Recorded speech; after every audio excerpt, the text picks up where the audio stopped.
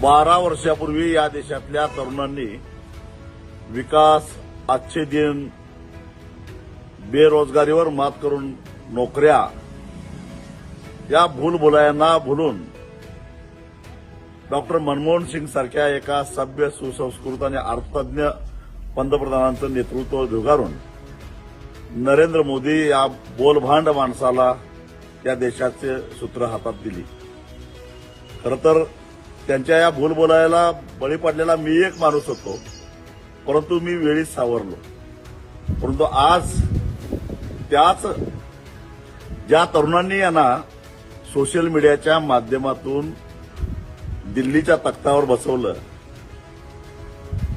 त्याच सोशल मीडियाचं सगळं जामर बसवून आज दिल्लीतल्या बातम्या बाहेर जाऊन द्यायचं नाही, अशा प्रकारचा प्रयत्न सरकार करायला लागलेला आहे. ज्या तरुणांनी तुम्हाला सत्तेवर बसवलं त्या तरुणांच्यावर लाठ्या चालवत असताना लाज वाटली पाहिजे होती. अरे रक्तबंबाळ झाली पोरं, मुलींचे कपडे फाडले गेले. हे आंदोलन विरोधी पक्षाचं नव्हतं, या देशातल्या तरुण पोरांचं होतं, विद्यार्थ्यांचं होतं. ते तुमचे शत्रू नव्हते, ते काय आतंकवादी नव्हते. त्यांच्यावर संवाद साधायला पाहिजे होता, त्यांच्यावर चर्चा करायला पाहिजे होती. पण मोदी साहेब तुम्ही काय केलं? तुम्ही त्यांना रक्तबंबाळ केलं.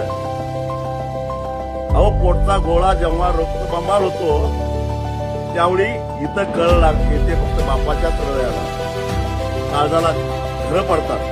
तुम्हाला मुलं बाळ नसल्यामुळे कदाचित त्याचं काय वाटलं नसतं, परंतु देशाच्या कोपऱ्यातून आलेल्या पोरांना रक्तबंबाळ करताना तुम्हाला काहीच वाटलं नाही का? अमानुषपणानं वागलात तुम्ही.